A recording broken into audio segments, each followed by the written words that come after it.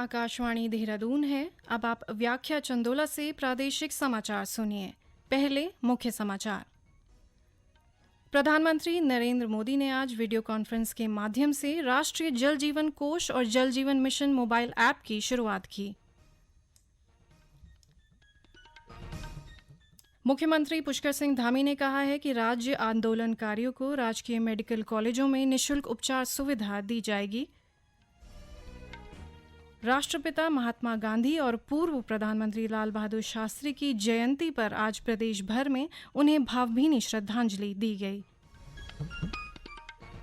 और पिथौरागढ़ में भारत और नेपाल की सेनाओं का संयुक्त युद्धाभ्यास सूर्य किरण 15 आज समाप्त हो गया। 18 वर्ष से अधिक आयु वर्ग के लिए सरकारी केंद्रों में निःशुल्क कोविड टीकाकरण अभियान जारी है। युवाओं से आग्रह है कि टीका जरूर लगवाएं और अन्य लोगों को भी इसके लिए प्रोत्साहित करें। जब तक आवश्यक न हो, घर से बाहर न निकलें और सुरक्षा के 3 आसान उपायों का पालन करें। मास्क लगाएं, 2 गज की सुरक्षित दूरी बनाए रखें, हाथ और मुंह साफ रखें। कोविड संबंधी जानकारी और मार्गदर्शन के लिए राष्ट्रीय हेल्पलाइन नंबर 011-2397-8046 और 1075 पर संपर्क करें। इसके अलावा प्रदेश हेल्पलाइन नंबर है 104 व 0135 2722 और 2724506।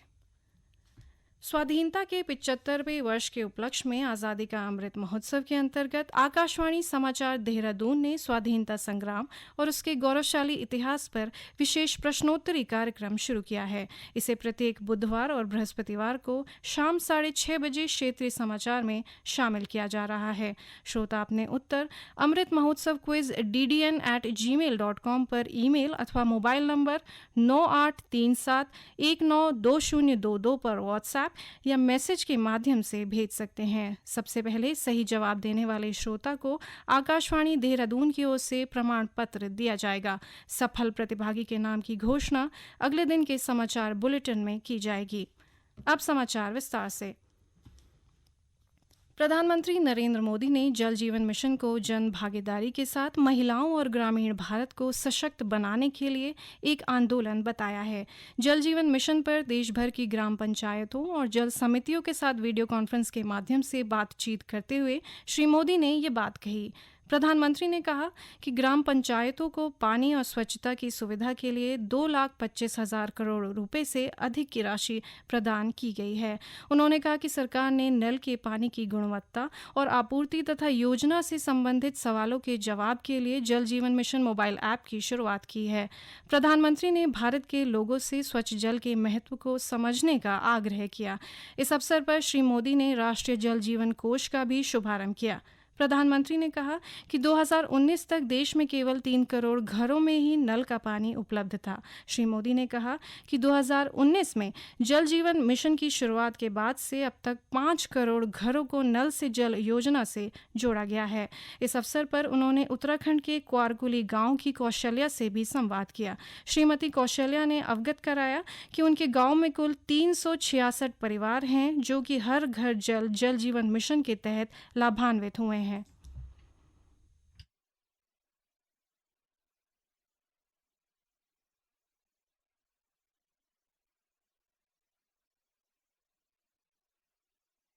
हाँ कौशल्या जी नमस्ते। जी नमस्ते। कौशल्या जी आप अपने गांव की पानी समिति की अध्यक्ष हैं।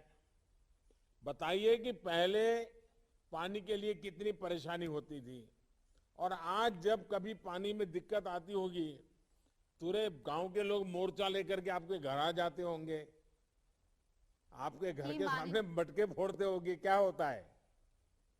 जी माननीय प्रधानमंत्री जी, मेरी ग्राम पंचायत में 7 तोक है जिसमें 366 परिवार है। तो इनमें पानी की पहले बहुत दिक्कत थी, लेकिन जिसके में महिलाएं और बच्चे पानी ढोकर घर तक लाते थे। लेकिन जल जीवन मिशन के तहत अब ये दिक्कत कम हुई है। राज्य आंदोलनकारियों को राजकीय मेडिकल कॉलेजों में निःशुल्क उपचार सुविधा दी जाएगी। ये जानकारी आज मुख्यमंत्री पुष्कर सिंह धामी ने मुजफ्फरनगर स्थित उत्तराखंड शहीद स्मारक पर रामपुर तिराहा कांड में शहीद हुए राज्य आंदोलनकारियों को श्रद्धांजलि देते हुए दी। साथ ही उन्होंने कहा कि राज्य आंदोलनकारियों और उनके परिजनों को उद्योग धंधों में भी प्राथमिकता दी जाएगी।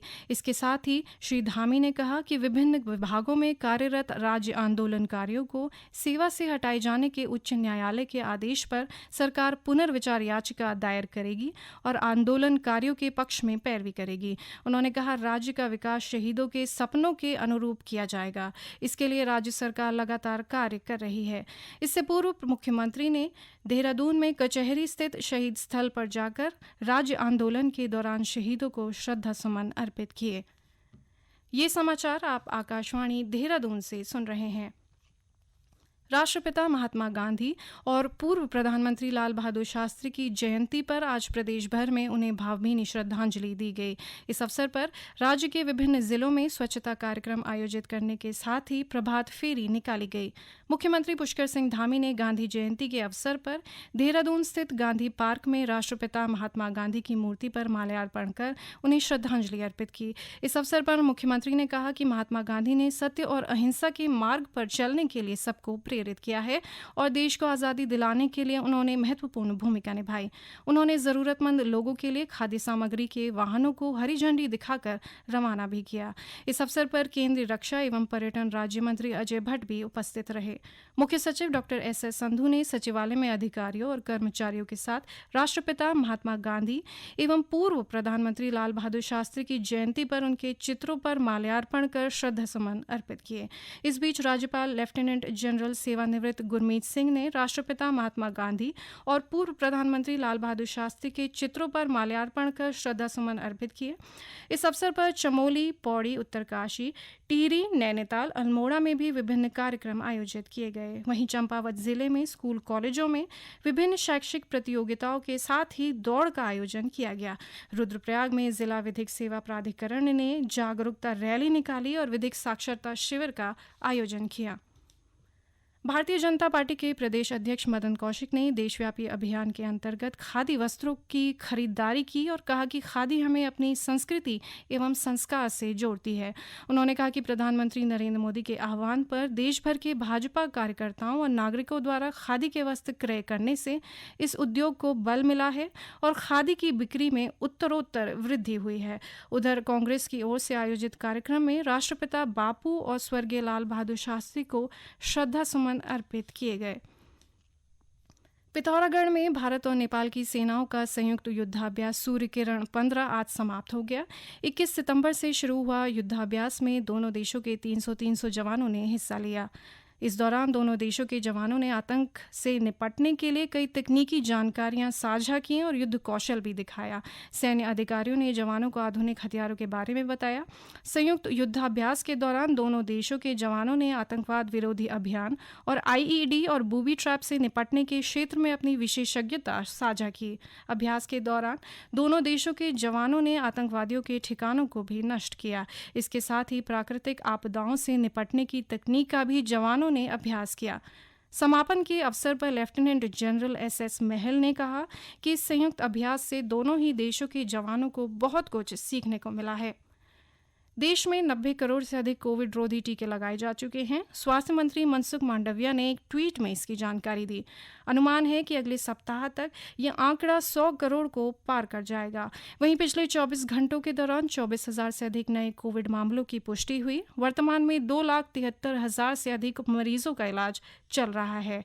सक्रिय मामलों की दर 0.81% रह गई है। स्वस्थ होने की दर 97.86% हो गई है।